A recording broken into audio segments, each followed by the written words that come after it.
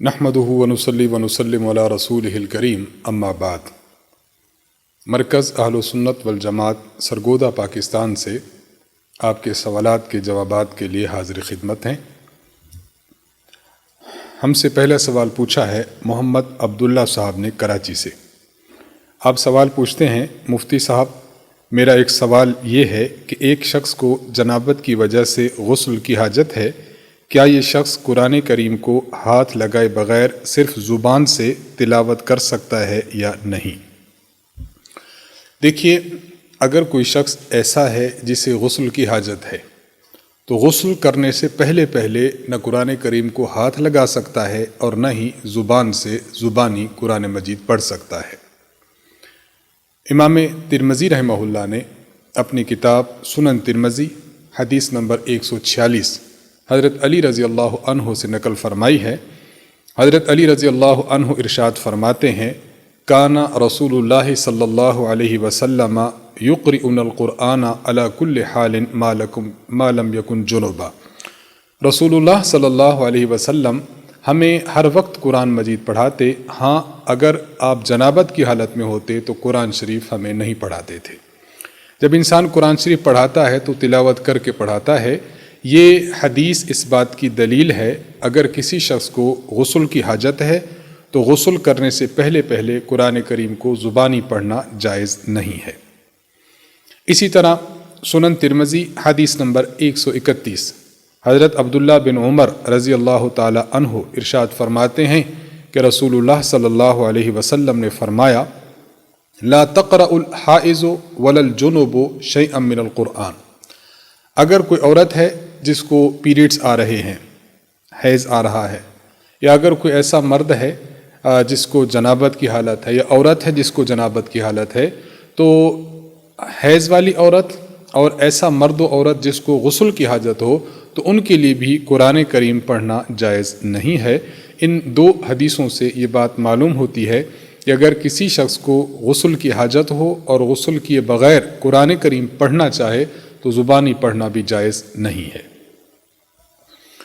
मोहम्मद अमजद साहब आप आज़ाद कश्मीर से सवाल करते हैं, एक शख्स अलमारी से कोई किताब उठा रहा था, गलती से उसका हाथ कुरान मजीद पर जा लगा जिससे कुरान नीचे गिर गया। अब इस शख्स पर कफ़ारा है या नहीं, यानी ये शख्स क्या करे?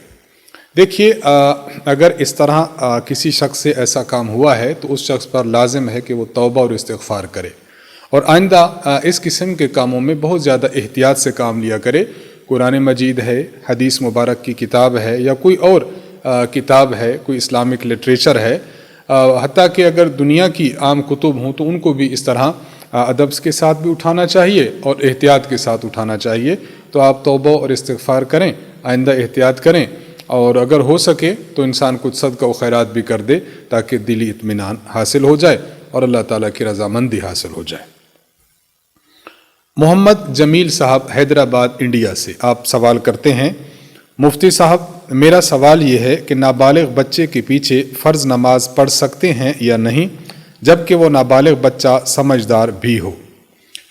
देखिए, हज़रत अब्दुल्ला बिन अब्बास रज़ी अल्लाह ताला अन्हु से किताबुल मसाहिफ सफ़ा नंबर 717 में रिवायत मौजूद है। फरमाते हैं कि हज़रत उमर बिन ख़त्ताब रज़ी अल्लाह ताला अन्हु हमें दो बातों से रोका करते थे। नंबर एक, इस बात से रोकते थे कि कोई बंदा कुरान करीम देखकर लोगों को नमाज ना पढ़ाए। मसलन एक बंदा है, उसके पास छोटा सा कुरान करीम है, तो कुरान करीम को देखता है और देखकर तिलावत करता है, फिर उसको पॉकेट में रख देता है और फिर बाकिया नमाज पढ़ाता है। तो कुरान करीम को यूं देखकर नमाज पढ़ाना, इससे भी आपने मना फरमाया। और दूसरी बात जिससे मना फरमाया वो ये कि कोई शख्स नाबालिग हो, बच्चा हो और वो लोगों को इमामत कराए, इससे भी आपने मना फरमाया। तो हज़रत उमर बिन ख़त्ताब रज़ी अल्लाह ताला अन्हु खलीफ़ा राशिद हैं और खलीफ़ा सानी हैं, और हुज़ूर अलैहिस्सलातु वस्सलाम की मरफू हदीस में वाज़ेह तौर पर इरशाद मौजूद है। आप सल्लल्लाहु अलैहि वसल्लम फरमाते हैं, अलैकुम बिसुन्नती व सुन्नतिल खुलफ़ाइर राशिदीन अल महदीयीन, कि मेरी सुन्नत पर भी लाजिम अमल करो और मेरे खुलफ़ाए राशिदीन की सुन्नत पर भी लाजमन अमल करो। تو حضرت عمر بن خطاب خلیفہ راشد ہیں اور خلیفہ ثانی ہیں، اس لیے آپ کے اس حکم پر بھی عمل کرنا ضروری ہوگا، اس لیے نابالغ بچہ امامت نہ کرائے۔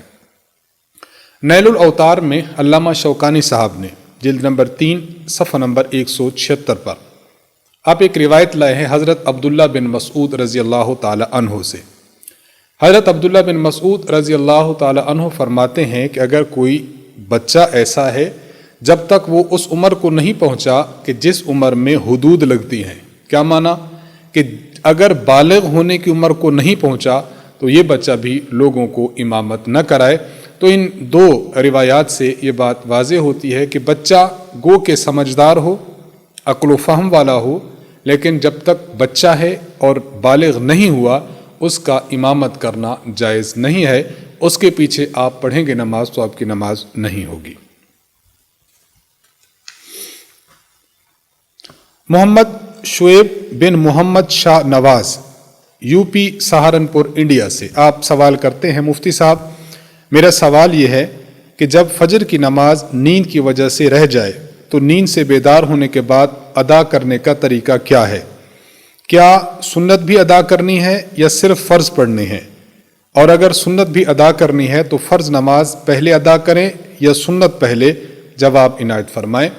اگر کوئی شخص سو رہا تھا اور سوتے سوتے اس کی نماز چلی گئی ہے، جب بیدار ہوا دیکھا کہ سورج نکل چکا ہے، اب سورج نکلنے کے بعد تقریباً 10 منٹ بعد یا 15 منٹ بعد وقفے سے اس شخص کو چاہیے کہ نماز اپنی فجر کی قضا کرے۔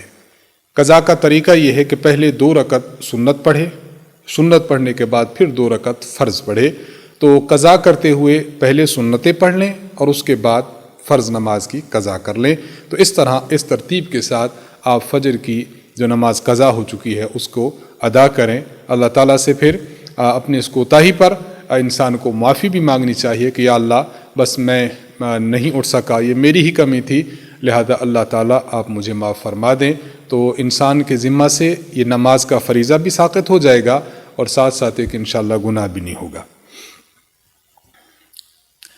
محمد عبداللہ صاحب اسلام آباد پاکستان آپ سوال کرتے ہیں، حضرت والا سوال یہ ہے کہ حضرت حکیم الامت مولانا اشرف علی تھانوی صاحب رحمۃ اللہ علیہ نے بہشتی زیور میں ایک باب قائم کیا ہے کہ کن جانوروں کا جھوٹا پاک ہے اور کن کا ناپاک۔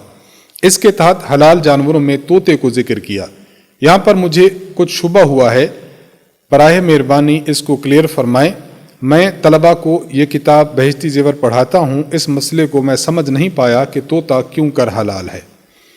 دیکھیے، جہاں تک معاملہ ہے طوطے کے حلال ہونے کا، جانوروں اور پرندوں کے متعلق فقہائے کرام نے احادیث کو سامنے رکھتے ہوئے جو قواعد اور ضوابط ارشاد فرمائے ہیں ان میں سے ایک قاعدہ اور ضابطہ یہ ہے، اگر پرندہ ایسا ہے کہ جو اپنے پنجے سے شکار نہیں کرتا، جس طرح باز ہے یہ اپنے پنجے سے شکار کرتا ہے، شاہین ہے اپنے پنجے سے شکار کرتا ہے، اگر کوئی ایسا پرندہ ہے جو اپنے پنجے سے شکار کو دبوچ لیتا ہے تو ایسے پرندے کا کھانا حلال نہیں ہے، یہ جو پرندہ ہے یہ حرام ہوگا۔ باز ہے، شاہین ہے، عقاب ہے، یہ اپنے پنجے سے شکار کرتے ہیں۔ یہ جو طوطا ہے یہ پنجے سے شکار نہیں کرتا، بلکہ یہ شکار کہیں اپنی خوراک کو ہاتھ میں اپنے پنجے میں پکڑتا ہے۔ تو پنجے کو بطور ہتھیار کے استعمال کرنا، جس سے شکار کیا جائے، یہ بالکل الگ چیز ہے، اور اپنے پنجے سے کسی چیز کو پکڑ کر کھانا یہ بالکل الگ چیز ہے۔ حدیث مبارکہ کی روح سے ایسا جانور جو پنجے سے شکار کرے اس کا کھانا تو حرام ہوگا، لیکن جو جانور شکار نہ کرے اپنے پنجے سے خوراک پکڑ کر کھاتا ہو تو اس دوسری قسم کے پرندے کو پہلی قسم کی کیٹیگری میں شامل نہیں کریں گے۔ پہلی کیٹیگری یہ حرام ہوگی اور یہ حلال ہوگی۔ دوسری اہم بات یہ کہ پرندے بعض ایسے ہوتے ہیں جو طبعی طور پر مردار خور ہوتے ہیں، طبعی طور پر ان کی طبیعت مردار کی طرف، گندگی کی طرف جاتی ہے۔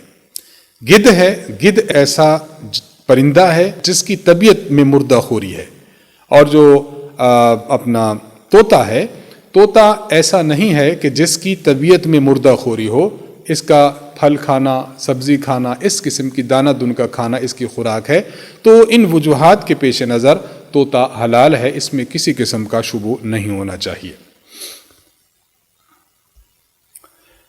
قاری محمد مبین مظفر نگر یو پی سے آپ 2 سوال کرتے ہیں۔ پہلا سوال کرتے ہیں کہ میرے گھر میں بیت الخلاء اور غسل خانہ ایک ساتھ ملا ہوا ہے، وہاں وضو کرنا کیسا ہے اور وضو کی دعائیں پڑھ سکتے ہیں یا نہیں؟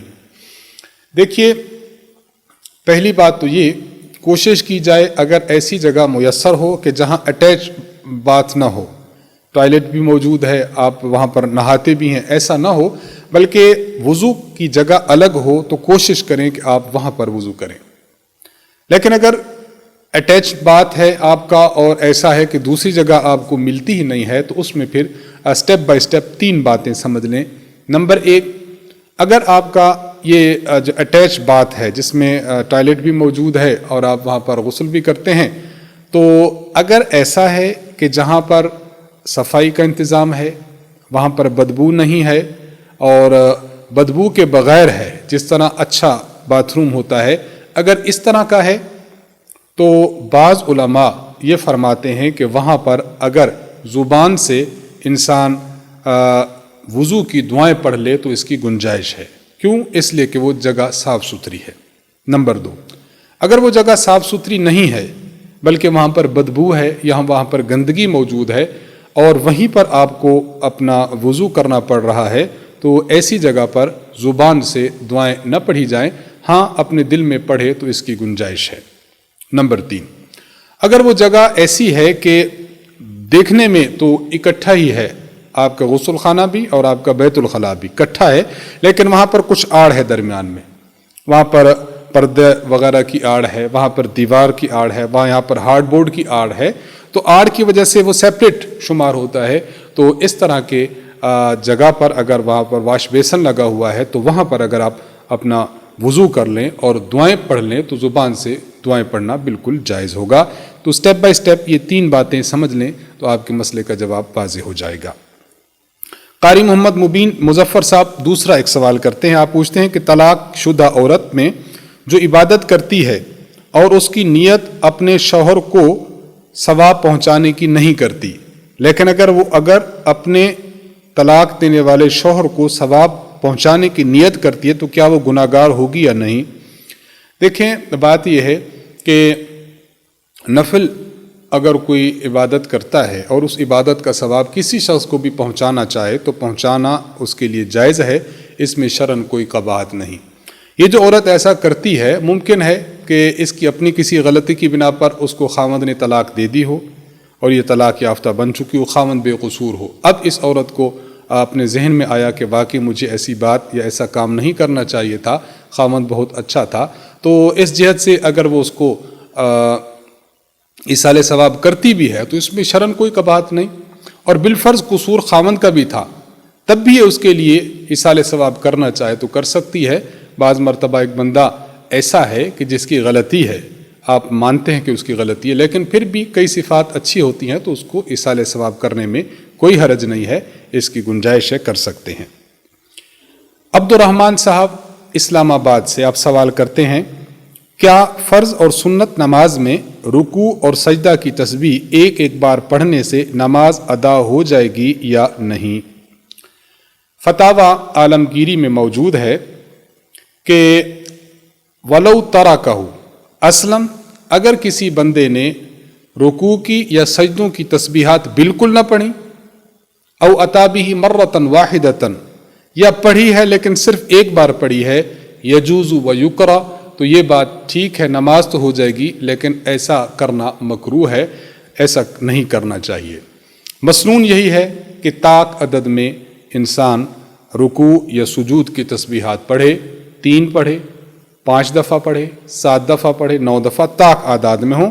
ہاں اگر ایک مرتبہ پڑھتا ہے تو نماز تو ہو جائے گی لیکن ایسا کرنا مکروہ اور ناپسندیدہ ہے۔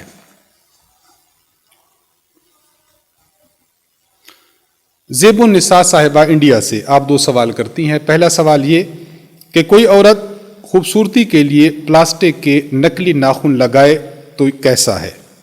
نمبر 2، اگر ان ناخنوں کو لگائے ہوئے نماز پڑھ لے تو کیا نماز ہو جائے گی یا نہیں؟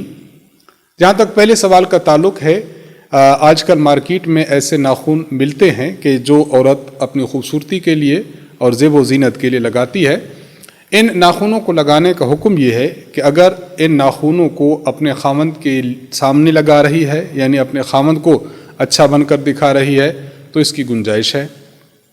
اور اگر کوئی عورت ہے جو میرڈ نہیں ہے، ان میرڈ ہے، اس کا مقصد بھی زیب و زینت ہے، تو اس کے لیے بھی گنجائش ہے۔ ہاں، اگر مقصد دوسری عورتوں کو زیر کرنا ہو، دوسری خواتین پر اپنی فوقیت جتانا ہو اور دوسروں کو گھٹیا سمجھنا ہو کہ میں ہی بہت خوبصورت ہوں، تو اس طرح لگانا تو درست نہیں ہوگا۔ اور جہاں تک معاملہ ہے نماز کا، تو یہ جو ناخن ملتے ہیں یہ کیمیکل کے ذریعے گوند ٹائپ لگتے ہیں اور یہ بالکل اس کے ساتھ جسم کے ساتھ چسپاں ہو جاتے ہیں۔ اگر کسی نے ایسے ناخن لگائے اس گوند کے ساتھ، کیمیکل کے ساتھ، کہ وہ چسپاں ہو گئے، اب چسپاں ہونے کے بعد جب انسان وضو کرتا ہے تو وضو کا پانی اس کے جسم کو ٹچ نہیں ہوتا۔ اس صورت میں اس کے ناخنوں کے جو اوپر کے حصے ہیں جہاں پر یہ آرٹیفیشل ناخن اس نے لگایا ہے، یہاں پانی نہیں پہنچتا۔ اس صورت میں اس خاتون کا وضو بھی نہیں ہوگا۔ جب وضو نہیں ہوگا تو نماز بھی نہیں ہوگی۔ اس لیے اگر اس قسم کے ناخنوں کو لگا کر وضو کر کے نماز پڑھی ہے تو پھر نماز آپ کی نہیں ہوگی۔ اس لیے بہتر یہی ہے کہ اگر خاوند کے لیے زیب و زینت کرنی ہے یا کسی تقریب میں یہ صورتحال پیش آئی ہے تو جب نماز پڑھیں تو اس کو ریموو کریں، ریموو کرنے کے بعد نماز پڑھیں تو آپ کی نماز درست ہو جائے گی۔ محمد وسیم صاحب برما سے آپ ایک سوال کرتے ہیں، لکھتے ہیں مفتی صاحب میرا ایک اہم مسئلہ ہے، بتا دیجئے۔ میں ایک ڈاکٹر صاحب کے پاس گیا، میرے پاؤں میں بہت درد ہوتا تھا۔ ڈاکٹر صاحب نے وہاں ایک ناپاک دوائی لگا دی۔ ڈاکٹر نے پہلے دوائی لگائی، پھر اوپر سے پٹی کر دی۔ میں نے چونکہ پہلے سے وضو کیا ہوا تھا، اسی لیے اسی حالت میں میں نے نماز پڑھ لی۔ میرا سوال یہ ہے کہ میں نماز لوٹاؤں یا میری نماز ہو گئی؟ جزاک اللہ خیرہ۔ دیکھیے، نماز پڑھنے کے لیے مختلف شرائط ہیں جو قرآن اور حدیث میں موجود ہیں۔ ایک شرط یہ ہے کہ نماز پڑھنے والے نمازی کا ٹوٹلی جسم پاک ہونا چاہیے۔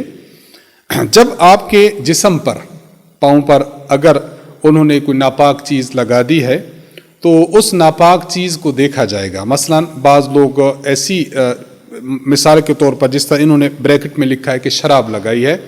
اب شراب ناپاک ہے اور نجس ہے، گندگی ہے۔ اگر شراب جو ہے یا کوئی اور ناپاک چیز ایسی ہے جس کو نجاست غلیظہ کہتے ہیں، جس کی نجاست اور جس کی ناپاکی بہت زیادہ سخت ہو، اگر وہ چیز آپ کے جسم کو لگی ہے اور اگر آپ ایک سرکل لیتے ہیں اور اس ایک سرکل کا ڈائیمیٹر آپ 1 انچ لیتے ہیں، مثلا جتنا کہ ایک روپیہ یا ایک سکہ ہوتا ہے، اگر ایک سرکل ہے اور اس کو 1 انچ اس کا ڈائیمیٹر ہو، اتنے حصے پر وہ ناپاک دوائی لگی یا اس سے کم حصے پر وہ ناپاک دوائی لگی اور آپ نے اس کے ساتھ نماز پڑھ لی تو آپ کی نماز ہو جائے گی۔ اور اگر یہ گندگی، نجاست اور ناپاکی اور پلیدی 1 انچ ڈائیمیٹر کے سرکل سے بڑھ جاتی ہے، وہ اس سے تھوڑا سا زائد ہو گئی، اس سے بڑھ جاتی ہے، تو اب نماز اس کے ساتھ پڑھنے سے نماز ادا نہیں ہوگی، آپ کو دوبارہ پڑھنا واجب ہے۔ تو ایک تو آپ یہ دیکھ لیجئے کہ اگر آپ کے پاؤں پر جو انہوں نے شراب کہہ دیں یا جو ناپاک دوائی لگائی ہے، اگر وہ 1 انچ ڈائیمیٹر یا اس سے کم تھی تو نماز ہو گئی، اور اس سے زائد تھی تو آپ کی نماز نہیں ہوئی۔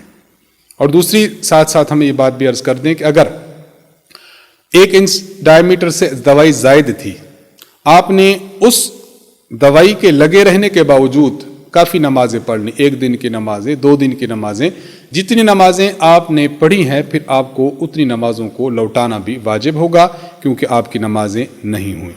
اس کا بہت زیادہ اہتمام اور خیال رکھنا چاہیے۔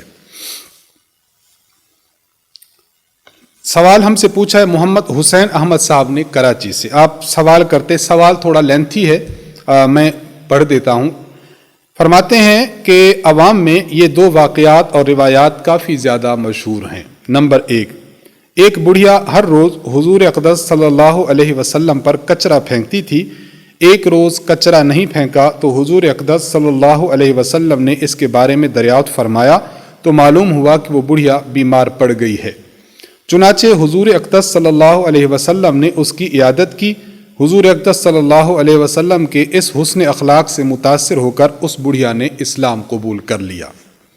نمبر 2، ایک بوڑھی عورت گٹھڑی یعنی کچھ سامان اٹھائے جا رہی تھی تو حضور اقدس صلی اللہ علیہ وسلم نے جب اسے دیکھا تو اس کی مدد کی غرض سے اس سے گٹھڑی لے کر اس کے ساتھ روانہ ہوئے. جب منزل پر پہنچے تو بڑھیا نے حضور اقدس صلی اللہ علیہ وسلم کو ایک نصیحت کرتے ہوئے کہا کہ مکہ میں محمد نامی ایک شخص ہے صلی اللہ علیہ وسلم جو لوگوں کو اپنے آباء و اجداد کے دین سے ہٹانے کے لیے ایک نئے دین کی دعوت دیتا ہے، تم اس سے بچتے رہنا. تو حضور صلی اللہ علیہ وسلم نے یہ سن کر فرمایا کہ میں وہی محمد تو ہوں. بڑھیا نے یہ سن کر حضور علیہ الصلوۃ والسلام کے اخلاق سے متاثر ہوئی اور اسلام قبول کر لیا. سوال یہ پوچھتے ہیں کہ میرا سوال یہ ہے کہ آیا کہ یہ دونوں واقعات کسی حدیث کی کتاب میں ملتے ہیں یا نہیں؟ براہ کرم مطلع فرمائیں، جزاک اللہ. دیکھیں، یہ واقعات بہت زیادہ ڈھونڈنے کے باوجود کتب حدیث میں بھی، سیرت کی کتابوں میں اور دیگر تاریخ کی کتابوں میں ہم نے یہ واقعات بہت زیادہ ڈھونڈے ہیں، لیکن بہت زیادہ ڈھونڈنے اور تلاش کرنے کے باوجود یہ واقعات ہمیں نہیں مل سکے، اور کسی مستند عالم نے بھی ان واقعات کو اپنی کتب میں جگہ نہیں دی، جس سے یہ بات ثابت ہوتی ہے کہ یہ واقعات من گھڑت ہیں. حضور علیہ الصلوۃ والسلام کی طرف ان واقعات کو منسوب کر کے بیان نہ کیا جائے. یہ حضور علیہ الصلوۃ والسلام کی زندگی میں نمودار نہیں ہوئے، نہ ہی اس کے بعد کسی مستند بندے نے ان کو لکھا ہے. حدیث اور دیگر کتب میں اس کا تذکرہ نہیں ہے، اس لیے ان کے بیان کرنے سے احتراز کرنا چاہیے. عبد الکریم صاحب سندھ سے آپ سوال کرتے ہیں، مفتی صاحب عرض یہ ہے کہ آج کل اکثر غیر مسلم جب مسلمان کے پاس آتے ہیں تو وہ السلام علیکم کہتے ہیں. کیا ہم مسلمان اس غیر مسلم کو وعلیکم السلام کا جواب دے سکتے ہیں یا نہیں؟ جواب دے کر ممنون فرمائیں، جزاک اللہ خیرا. صحیح بخاری حدیث نمبر 6258 میں حضرت انس بن مالک رضی اللہ عنہ سے روایت ہے، فرماتے ہیں کہ رسول اللہ صلی اللہ علیہ وسلم نے فرمایا، اذا سلم علیکم اہل الکتاب فقولوا وعلیکم. اہل کتاب یہودی یا عیسائی یعنی غیر مسلم جب تمہیں سلام کریں اور السلام علیکم کہیں تو اس کا جواب وعلیکم سے دو، یعنی اس کو پورا وعلیکم السلام ورحمۃ اللہ وبرکاتہ یہ الفاظ نہ کہو. اور اس کی بنیادی وجہ یہی ہے کہ وعلیکم السلام یا السلام علیکم کے جو سلام کرنے یا سلام کا جواب دینے کے جو الفاظ ہیں، یہ الفاظ صرف اور صرف مسلمانوں کے لیے ثابت ہیں، غیر مسلم کے لیے ان الفاظ کا استعمال کرنا جائز نہیں ہے.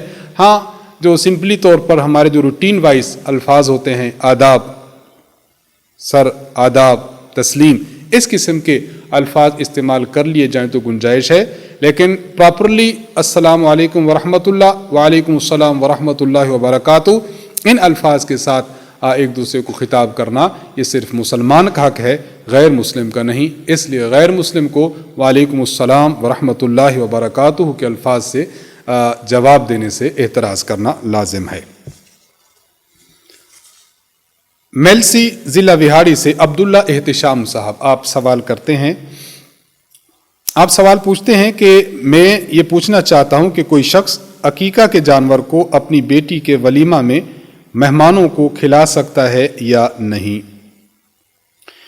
عبداللہ احتشام صاحب کے سوال کے جواب میں 2-3 باتیں عرض ہیں. پہلی بات یہ ہے کہ دیکھیں، اگر کوئی ایسا کرتا ہے تو بالکل اس کی گنجائش ہے، ایسا کیا جا سکتا ہے. نمبر 2، ایسا کرنے میں کوشش یہ کرے کہ جب جانور خریدے گا تو جانور تو وہی ہوگا جو کہ قربانی میں جانور لگتا ہے، وہی خصوصیات جو قربانی کے جانور کی ہیں. اس کو چاہیے کہ جس طرح قربانی کے جانور میں مستحب یہ ہے کہ اس کے 3 کیٹیگریز بنا لے، 3 حصے کر لے. نمبر 1 اپنے گھر کے لیے، نمبر 2 مہمانوں کے لیے، اور نمبر 3 2 رشتہ داروں کے لیے، اور نمبر 3 غرباء کے لیے.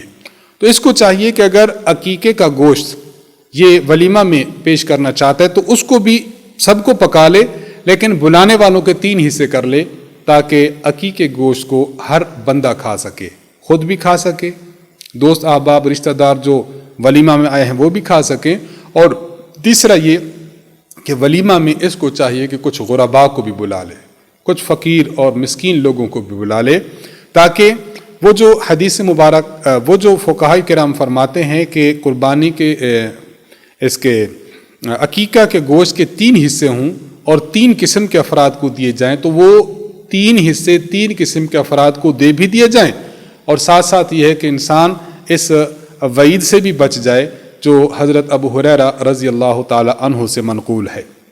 سنن نبی داؤد حدیث نمبر 3744، حضرت ابو ہریرہ رضی اللہ عنہ فرماتے ہیں کہ کھانوں میں سے برا کھانا وہ ولیمہ ہے جس میں امیروں کو تو بلائے جائے لیکن غریبوں کو اس میں دعوت نہ دی جائے۔ اس لیے آپ اپنے بیٹے کے اس ولیمہ میں عقیقے کے جانور کا گوشت کھلائیں تو 3 قسم کے افراد ہوں، آپ خود، آپ کے رشتہ دار عزیز و اقارب، اور نمبر 3 غریب غرباء۔ یوں عقیقے کے گوشت کا استحباب بھی پورا ہو جائے گا، اور ولیمہ کے متعلق جو ایک شدید وعید بیان ہوئی ہے آپ اس سے بچ بھی جائیں گے، اس کا خیال فرما لیجئے۔ حسیب افضل صاحب آپ سعودی عرب سے سوال کرتے ہیں، آپ پوچھتے ہیں کیا جانوروں کو آپس میں لڑوانا جائز ہے جیسے مرغوں کتوں کو آپس میں لڑوانا؟ دیکھیے، شریعت مطہرہ کا ایک اصول سمجھ لیجئے۔ شریعت مطہرہ نے بلا وجہ کسی انسان اور جانور کو عذاب دینے سے، تکلیف دینے سے اور مصیبت میں ڈالنے سے منع فرمایا ہے۔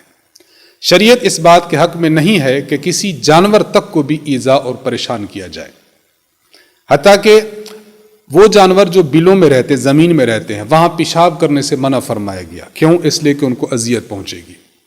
ایسا درخت ہے جو سایہ دار ہے، اس کے نیچے انسان یا جانور بیٹھتے ہیں، اس کے نیچے بھی قضاء حاجت کرنے سے منع کیا گیا ہے۔ ایک جانور ہے، ذبح کرنا ہے، تو اس جانور کے سامنے کسی اور جانور کو نہ کھڑا کیا جائے ذبح کیے جانے والے جانور کے سامنے، کیونکہ اس کو تکلیف ہوگی۔ حتیٰ کہ جانور جو انسان اپنی ضرورت کے لیے گوشت استعمال کرنے کے لیے کھاتا ہے، تو اس کے لیے بھی حکم ہے کہ چھری بہت تیز ہونی چاہیے تاکہ اس جانور کو ذبح کے وقت بھی جو ذبح کی تکلیف کے علاوہ چھری کے کند ہونے کی وجہ سے جو تکلیف ہوتی ہے وہ تکلیف بھی نہ ہو۔ تو اسلام نے جس طرح انسان کے حقوق بیان فرمائے، اسی طرح جانوروں کے حقوق بھی بیان فرمائے۔ وہ جانور جس کا گوشت کھایا جاتا ہے، وہ پرندہ جس کا گوشت کھایا جاتا ہے، اس کو شکار کرنے کی تو اجازت ہے۔ اس کے علاوہ حرام پرندوں کو ویسے فضول میں شکار کرنے کی یا اپنے نشانوں کو بنانے کے لیے ان کے شکار کی بھی اجازت نہیں ہے۔ جب اسلام اتنی واضح تعلیمات پیش کرتا ہے تو کسی شخص کا کتوں کو لڑانا، کسی شخص کا مرغوں کو لڑانا، کسی شخص کا اونٹوں کو لڑانا، یہ انتہائی ناجائز اور حرام فعل ہے اور گناہ کبیرہ ہے۔ خام خواہ اس میں جانوروں کو تکلیف دینا لازم آتا ہے۔ بطور مسلم ہم سب کو یہ چاہیے کہ اس کا اہتمام کریں کہ کبھی بھی نہ ایسی محفل خود اٹینڈ کریں اور نہ ہی ایسی مجلس میں شریک ہوں اور نہ ہی ایسی مجلس خود منعقد کریں۔ جو لوگ یہ کام کرتے ہیں اگر آپ کے گرد و نواح میں ہیں تو انہیں اپنی جو ہے وہ پاور پر روکنا چاہیے کہ یہ اس کو جو ہے وہ فضول کھیل کرتے ہوئے دوسروں کو، جانوروں کو تکلیف دینے سے باز رہیں۔ اللہ ان کو سمجھ عطا فرمائے۔ آخری سوال ہے، ہم سے پوچھا ہے محمد عبداللہ صاحب نے رحیم یار خان سے، آپ پوچھتے ہیں کیا یہ حدیث ہے المؤمن فی المسجد کالسمک فی الماء والمنافق فی المسجد کالطیر فی القفص، کہ مومن مسجد میں ایسے ہوتا ہے جیسے مچھلی پانی میں، اور منافق مسجد میں ایسے ہوتا ہے جیسے پرندہ پنجرے میں۔ ہماری مسجد میں یہ عبارت لکھ کر اس کے آگے بریکٹ میں حدیث لکھا ہوا ہے، وضاحت فرما کر شکریہ کا موقع دیں، جزاک اللہ خیرہ۔ دیکھیے یہ جو الفاظ ہیں المؤمن فی المسجد کالسمک فی الماء والمنافق فی المسجد کالطیر فی القفص، کہ مومن کی مثال مسجد میں ایسے ہے جس طرح مچھلی پانی میں ہے۔ مچھلی پانی میں ہو اس کو سرور حاصل ہوتا ہے، وہاں سے نکال دیں تو اس کو پریشانی ہوتی ہے۔ منافق اس طرح مسجد میں جس طرح پرندہ پنجرے میں، کہ اندر پڑا رہے تو مشکل میں ہے، باہر نکال دیا جائے تو وہ آزادی محسوس کرتا ہے۔ یہ جو الفاظ ہیں یہ حدیث نہیں ہے۔ علامہ ملا علی قاری رحمہ اپنی کتاب مرکات شرح مشکات میں کئی مقام پر اس کو تذکرہ کرتے ہیں اور ان کا طرز بتاتا ہے کہ یہ حدیث نہیں ہے بلکہ ایک مقولہ اور کسی شخص کا قول ہے۔ علامہ اجلونی رحمہ اللہ نے اپنی کتاب کشف الخفا میں اس بات کو واضح لکھا ہے کہ یہ جو الفاظ ہیں یہ الفاظ حدیث کا ٹیکسٹ نہیں ہے، بلکہ مالک بن دینار رحمہ اللہ بہت بڑے اللہ والے گزرے ہیں اور اکابرین میں سے گزرے ہیں، مالک بن دینار کے قول سے ملتا جلتا قول ہے۔ مالک بن دینار کا قول ہے المنافقون فی المسجد کالعصافیر فی القفص، کہ منافقین مسجد میں ایسے ہوتے ہیں جس طرح چڑیوں کو اگر اس میں پنجرے میں بند کر دیا جائے تو وہ تنگی محسوس کرتی ہیں، اسی طرح منافق بھی مسجد میں تنگی محسوس کرتا ہے۔